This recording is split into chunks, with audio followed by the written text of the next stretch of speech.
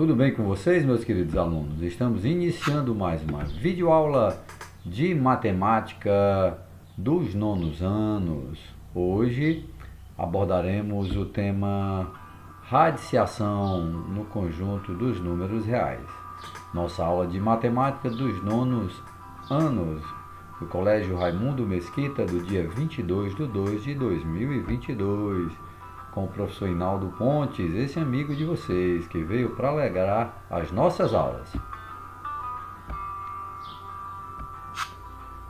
Como foi dito antes, vamos abordar o tema raiz enésima de um número real, ou radiciação.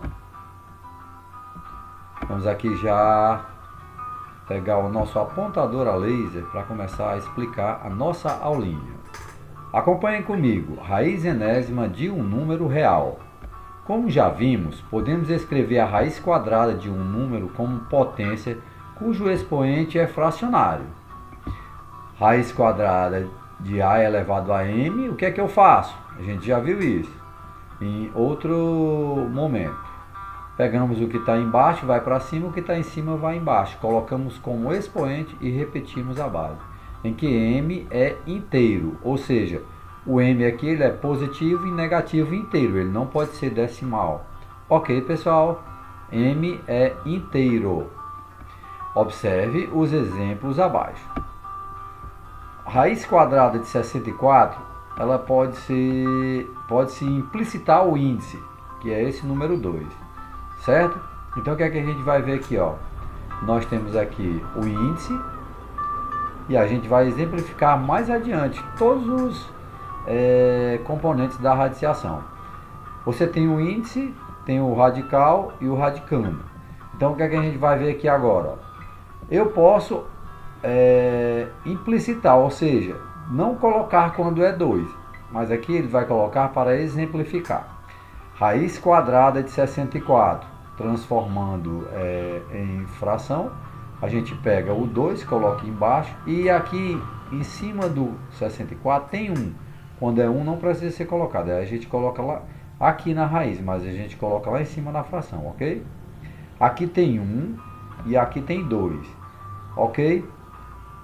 Então, eu tenho raiz quadrada de 77. Transformando isso em fração, o que é que a gente vai fazer? Transformando isso em fração, ó.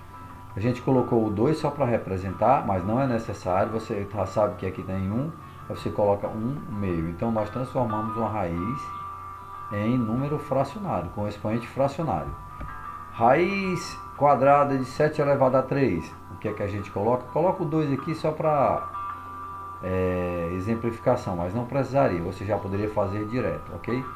Coloca o 7, o 2 está em cima, vem para baixo, e o 3 vem para cima. Olha, raiz, eu vou ter aqui uma situação, veja bem, você tem 16 elevado a menos 1 meio, então eu vou fazer o processo ao contrário, ok? Coloco o 2 em cima, e esse 2 vem para o índice, o menos 1 vem para cima do 16 aqui dentro, ok? Só que aqui eu posso transformar esse número, essa raiz, aliás, essa potência que está dentro do radical, ela em uma fração, porque ela é uma potência com expoente negativo. O que é que eu faço?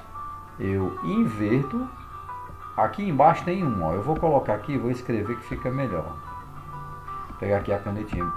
Embaixo desse número existe 1, pessoal. E quando o expoente de uma fração for negativo, o que é que eu faço? Eu inverto, passo o 1 para cima e o 16 para baixo com o expoente positivo. Só que não é necessário colocar nenhum nem um 2 que eu estou colocando aqui, ok? Então, 16 elevado a menos 1 meio, transformando isso em radical, é raiz quadrada de 1 sobre 16.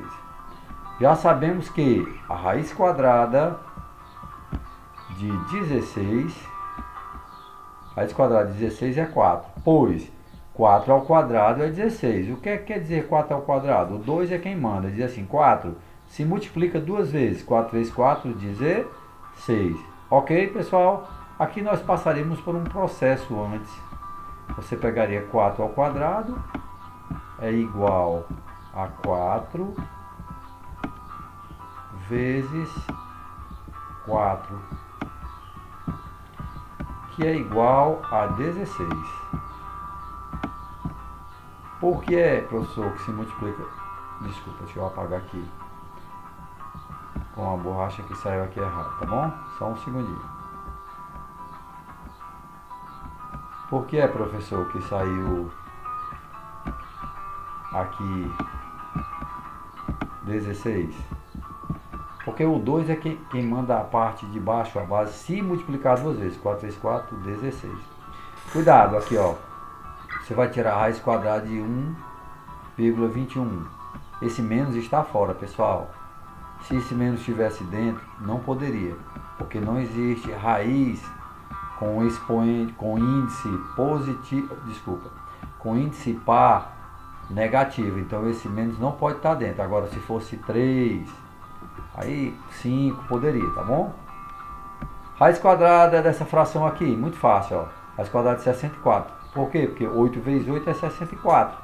Qual o número que multiplicado por ele mesmo dá 64? É o 8, então você tirou. Qual o número que multiplicado por ele mesmo dá 9? É o 3. Então a raiz quadrada de 64 sobre 9 é 8 terços. Deixa eu apagar isso daqui.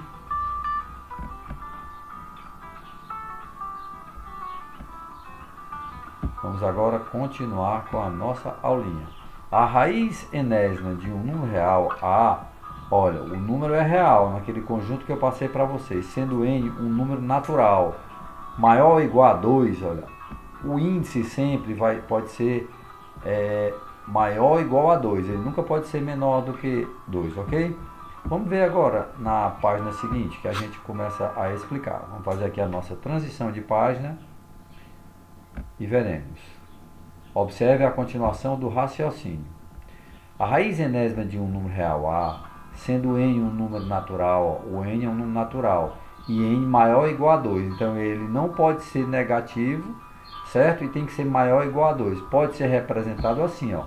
Índice, que é o n, radicando. Exemplos. Raiz cúbica de 64 é 4, ó.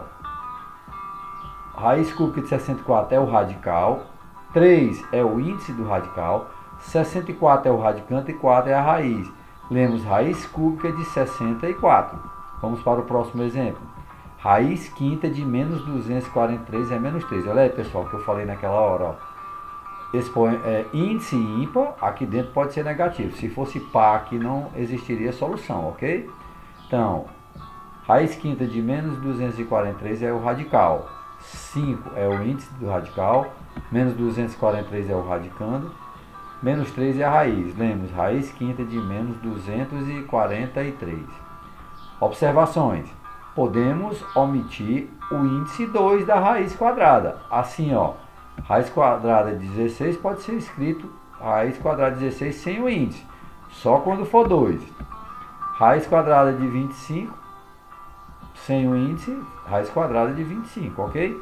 Raiz quadrada de 49 sobre 169 é raiz quadrada de 169 sem o índice. É a mesma coisa, você não precisa colocar. Os outros precisam, professor? Precisa sim. Sendo n um número natural e n maior ou igual a 2, temos que n, raiz enésima de 0 é 0, ou seja, que sendo 2, raiz quadrada, raiz cúbica, raiz quinta de 0, sempre vai ser 0.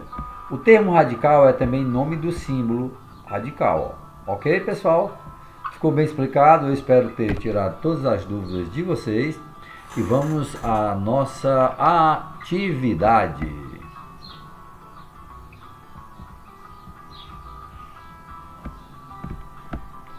Só um segundinho aqui que nós vamos fazer a nossa transição. Obrigado por acompanhar mais uma aula de matemática virtual. Chegamos ao fim, pessoal. Fiquem com Deus.